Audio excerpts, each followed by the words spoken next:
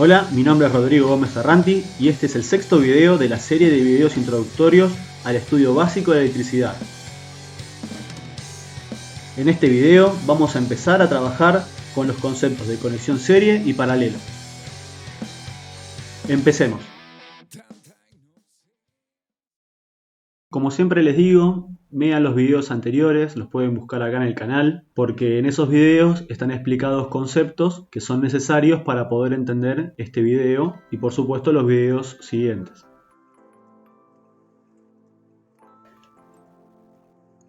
En el video anterior estuvimos trabajando sobre los conceptos de los elementos de los circuitos. Vimos la fuente, conductor, receptor, elementos de control, los elementos de protección y también vimos algo de simbología. Acá en la pantalla ahora podemos observar tres circuitos diferentes pero que son bastante parecidos. ¿En qué son parecidos? Y que tienen un elemento de cada tipo. En el primer circuito hay una lámpara controlada por una llave interruptora y una fuente de corriente continua y un fusible. Y los conductores, ¿no? Los cables. Los tres tienen fusible, el elemento de protección es el mismo en los tres. El circuito del medio tiene una fuente de corriente alterna y controla un motor. Y y el circuito de la derecha tiene una resistencia, un elemento que tiene un valor de tantos ohms de resistencia. Y una fuente de corriente continua, como dijimos antes. Otra cosa que tienen en común todos los elementos de los circuitos eléctricos es que todos poseen al menos dos bornes. ¿Qué es un borne? El borne es el lugar por donde se conectan los elementos o aparatos eléctricos en un circuito. Por ejemplo, en una heladera, los bornes de la heladera van a ser las patitas del enchufe. En el caso del circuito de la izquierda, los bornes también tienen que tener dos. Podemos ver, por ejemplo, un borne en la parte superior, que estaría por acá, que es donde se va a conectar con el conductor, y un borne en la parte inferior, donde va también a conectarse con este conductor que va al fusible. Fíjense acá, dice como mínimo cada elemento tiene que tener dos bornes. Uno por donde entra la corriente y otro por donde sale la corriente. Entonces, fíjense, a la fuente, ¿por dónde va a entrar la corriente a la fuente? Por acá va a volver. ¿Y por dónde va a salir? Por acá, por el borne superior. Si se fijan, la llave interruptora también tiene dos bornes que están justo acá con estos redondelitos. El borne de la izquierda y el borne de la derecha. En el borne de la izquierda la corriente va a entrar y si la llave está cerrada por este borne, la corriente va a salir. La lámpara lo mismo, tiene un borne acá arriba por donde va a entrar la corriente y un borne acá abajo por donde va a salir la corriente. El fusible lo mismo, este borne y este borne. Acá podemos marcar el borne de esta fuente, los bornes de la llave, los bornes del fusible, los bornes del motor. Este motor tiene tres bornes, este borne no se está utilizando, no vamos a hablar ahora de motores, no importa, pero como ejemplo para que vean y pueda ver que tenga más bornes, acá tenemos la fuente de corriente continua, del interruptor, del fusible y de la resistencia. Entonces, los bornes son los lugares donde los elementos se conectan y siempre tiene que tener por lo menos dos, porque por un lado la corriente va a entrar y por otro lado la corriente va a salir. Una cosa que es importante recordar del video anterior es que las fuentes son los únicos elementos que van a otorgar energía eléctrica al sistema, que van a otorgar corriente. Y los receptores son los únicos elementos que van a utilizar esa energía, la van a aprovechar para transformarla en la energía que necesiten para cumplir su función. Por ejemplo, una lámpara va a transformar la energía eléctrica en luz, el motor en movimiento, la resistencia en calor, como lo vimos en el video anterior. Los demás elementos, el conductor solamente transporta energía y los elementos de control o de protección permiten que el circuito funcione o no funcione, pero no van a obtener energía ni agregar energía al sistema. Por eso es que los elementos de control y protección los vamos a quitar del esquema de esta manera y vamos a dejar solamente las fuentes, los receptores y los conductores para entender por dónde es que va a circular la corriente en el circuito cuando esté funcionando. No nos interesa estudiar en este momento el circuito cuando la llave interruptora está abierta y no hay paso de corriente, no tendría ningún sentido. Entonces, la mayoría de los circuitos que estudiemos en esta materia solamente van a contar con estos tres tipos de elementos y los otros elementos van a aparecer si necesitamos hablar de protección o de controlar el circuito. Si es solamente para el estudio de cómo transitan las corrientes, cómo va apareciendo el voltaje en distintas partes del circuito, cómo se va consumiendo la potencia eléctrica, no hace falta que haya elementos que no tengan que ver con la energía eléctrica porque van a confundir.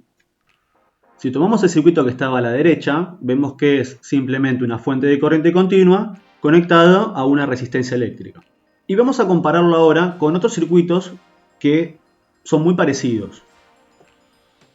Si pueden ver, hay muchos circuitos acá que no solamente son muy parecidos, sino que son exactamente iguales. No sabemos el valor de la fuente y de las resistencias, pero si fueran iguales la fuente y las resistencias en todos los circuitos, podríamos decir que todos los circuitos son equivalentes. Cuando hagamos los esquemas, da lo mismo si la resistencia está puesta vertical, horizontal, lo mismo pasa con la fuente, si está hacia arriba o hacia abajo, horizontal. Miren el circuito de acá abajo. No importa si los conductores son largos y tienen muchas esquinas, muchas vueltas, da exactamente lo mismo porque en todos los circuitos podemos analizar lo siguiente. De la fuente, desde el terminal positivo, del borne positivo, va a haber un conductor que se conecta directamente a la resistencia sin pasar por ningún otro elemento. Y del otro borne de la resistencia va a haber un conductor que conecte directamente con el borne negativo de la fuente. Si se fijan, en todos los esquemas va a pasar lo mismo. Por ejemplo, acá del borne positivo va a haber un conductor que va a la resistencia y desde el otro borne de la resistencia va a estar conectado directamente con el borne negativo de la fuente. Y lo mismo en este, que es el más rebuscado de todos, es el mismo circuito. El borne positivo va a estar conectado mediante un conductor que, no importa la cantidad de vueltas que tenga, está conectado directamente al borne de la resistencia. Y el otro borne de la resistencia, lo mismo, seguimos el conductor y va a estar conectado con el borne negativo de la fuente. Esto es muy importante que ustedes lo entiendan, de que en la electricidad, en los circuitos, no van a estar siempre dibujados de forma cuadrada y ordenada como a nosotros nos guste. En la realidad, los circuitos, los conductores, y dan muchas vueltas, pasan por adentro de caños, de tubos. Los elementos no están siempre puestos de forma vertical u horizontal, todos ordenados. Tampoco suelen estar tan cerca. Piensen, por ejemplo, el circuito de su casa. La llave interruptora de una lámpara no está al lado de la lámpara que vamos a prender. Está dentro de la misma habitación, a veces ni siquiera está dentro de la misma habitación, está en otro lugar la llave. Entonces, en los esquemas, nosotros vamos a ir acomodando los elementos de tal forma que sean cómodos para verlos y resolverlos cuando hagamos cálculos o análisis del circuito. Pero en la realidad suelen estar mucho más desordenados. Pero lo importante y que siempre hay que respetar es qué está conectado con qué y de qué manera está conectado. Que eso es lo que vamos a hablar en este video. Entonces vayan prestando atención siempre los bornes con qué otros elementos están conectados. Si todos los bornes de un circuito están conectados de la misma manera en otro circuito, quiere decir que esos circuitos son equivalentes. Pasemos ahora a analizar otro circuito. Vemos acá tenemos una fuente de corriente continua con el nombre de E. La fuente se suele poner la letra E, B corta, U. Por lo general eso depende del tipo de fuente y las fuentes de corriente continua suelen llevar la letra E mayúscula, imprenta. Una resistencia que llamamos R1 y otra resistencia a la cual llamamos R2. Haciendo un rápido análisis del circuito, sabemos que la corriente va a salir por el borne de esta fuente y la corriente va a salir hacia arriba, va a dar la vuelta en esta esquina, va a venir todo por este conductor, obviamente por arriba del cable, ¿no? Y va a llegar a este lugar, a este punto, donde va a tener dos caminos para dónde ir. Parte de la corriente va a seguir para abajo, o sea, va a pasar por R1, y otra parte va a irse para el lado de R2. Esta la podríamos llamar la corriente total del circuito, y esta la podemos llamar la corriente 1 y la corriente 2. Vamos a poner que si por acá, por ejemplo, venían 10 amperes, no sabemos cuántos se van para abajo y cuántos se van para la derecha, pero sí sabemos que los dos sumados tienen que dar 10 amperes. porque es lo que venía por acá. Eso se va a llamar ley de Kirchhoff, lo vamos a ver en otro video, ahora no le vamos a dar mucha importancia, pero ¿de qué va a depender de que las dos sean 5 amperes? La única forma de que para los dos lados vayan 5 amperes, es decir, de que la corriente que venía por acá se divida a la mitad, es que las dos resistencias valgan lo mismo. Si una resistencia es más grande que la otra, por ahí va a pasar menos corriente y la otra parte de la corriente se va a ir por el otro camino. Este punto que señalamos recién, donde se divide la corriente, es lo que se va a llamar nodo. Nodo es el punto de confluencia de 3 o más conductores. Se suelen nombrar con letras imprenta mayúscula en el orden alfabético. Y como dijimos recién, en el nodo va a suceder la primera ley de Kirchhoff, que es eso de que cómo se dividen las corrientes. Lo vamos a ver en profundidad en otro video más adelante. Y otro concepto que tenemos acá es el concepto de rama, que es la porción de un circuito comprendido entre dos nodos. ¿Cuántas ramas tiene este circuito?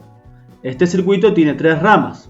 Tenemos 2 nodos, el nodo A y el nodo B, y entre esos 2 nodos, ¿cuántos caminos hay? 3 caminos. Un camino es este de la izquierda, otro camino es este del medio y otro camino es este de acá. Por lo tanto, cada uno de esos caminos son 3 ramas distintas. Y fíjense que cada rama, en este caso, tiene un solo elemento. El siguiente concepto que vamos a ver es el concepto de malla. Que una malla es un camino cerrado a través de un circuito. ¿Y qué es un camino cerrado? Un camino cerrado es un camino a través de un conductor que permite salir en una dirección, por ejemplo en esta dirección hacia arriba, y dar toda una vuelta que me permita volver al lugar donde empecé. Si yo puedo dar toda una vuelta y volver al lugar donde empecé, todo ese recorrido se llama malla. Entonces ahí tenemos una malla. ¿Podría haber tenido otra malla? Sí, hay más mallas, hay 3 mallas en este circuito. Esta es una malla, esta sería otra malla,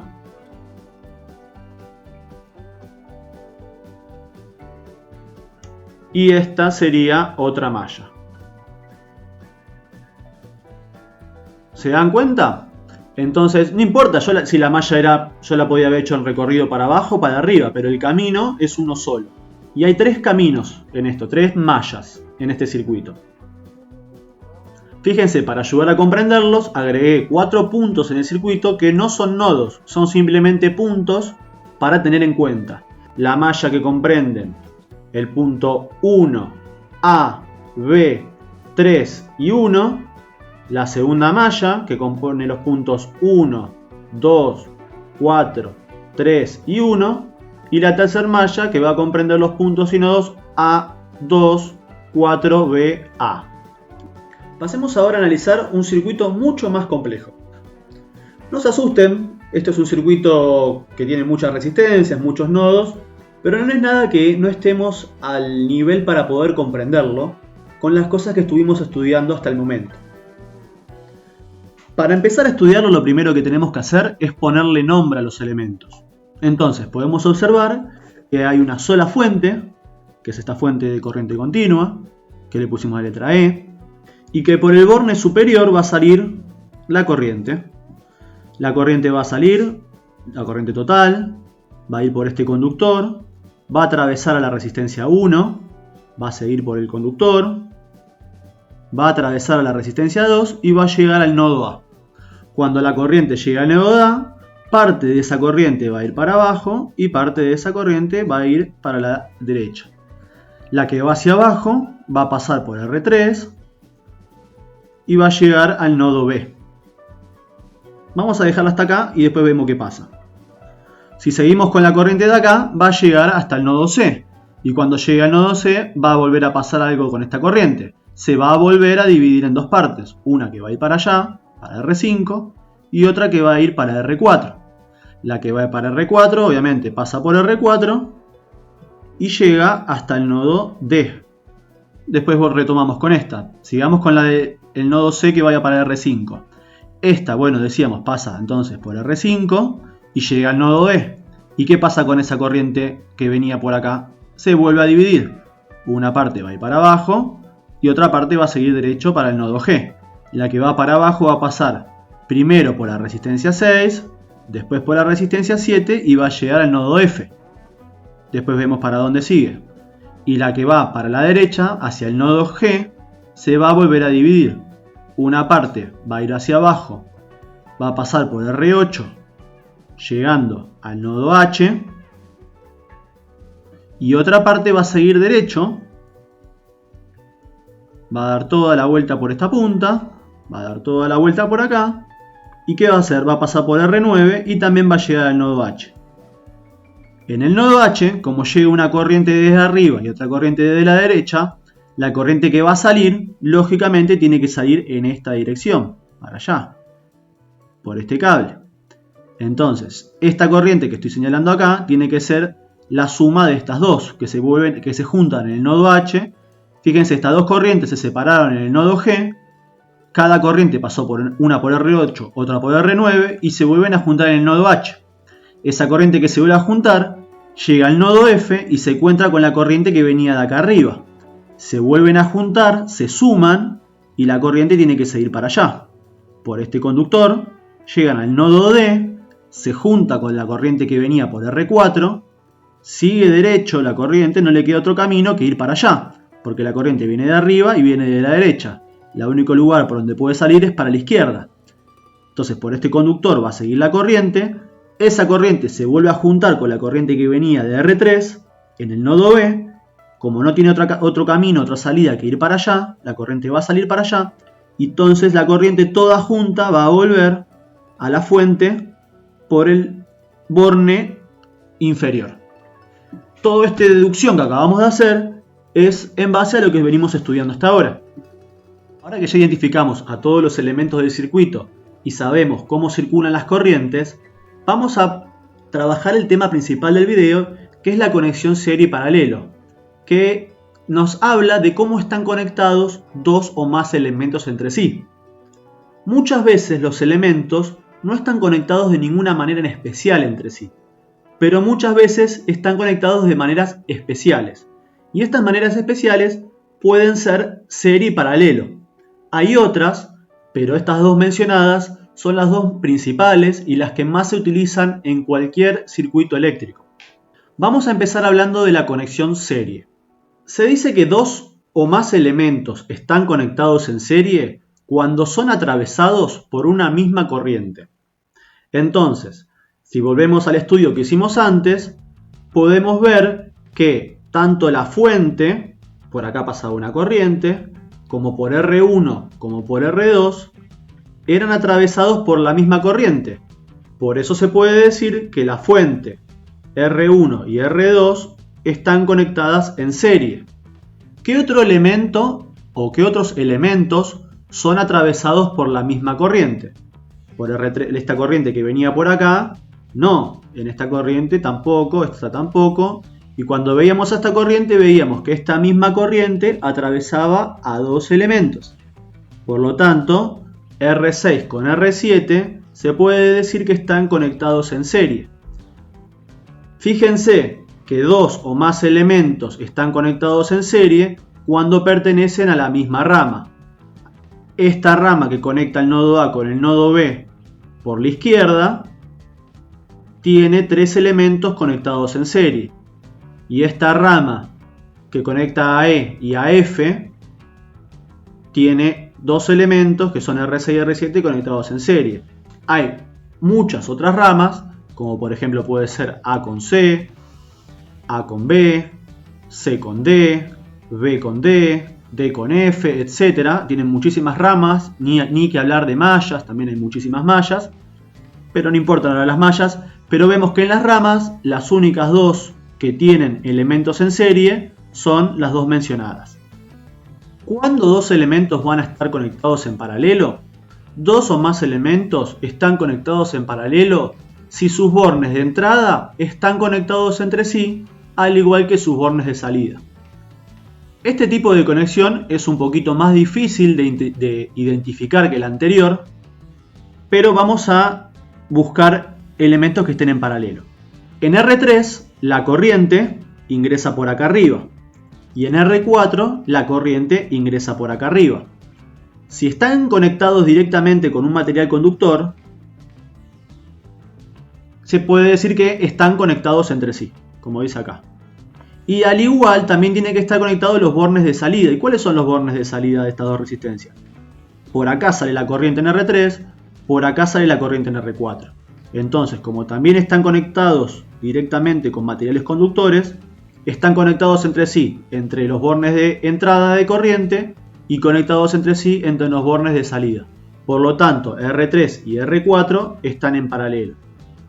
Vamos a pensar otros elementos. Por ejemplo, R5 está en paralelo con R6. El borne de salida de R5 no está conectado directamente con el borne de salida de R6. Sí está conectado con el borne de entrada, pero el borne de entrada debería estar conectado con el otro borne de entrada. Entonces ya vemos que no se cumple la premisa. R5 y R6 no pueden estar en paralelo. A ver, R6 con R8. Los bornes de entrada, que son estos y estos, están conectados por arriba. Pero los bornes de salida, por ejemplo el borne de salida de R6 y el borne de salida de R8, no están conectados directamente porque en el medio tenemos a R7.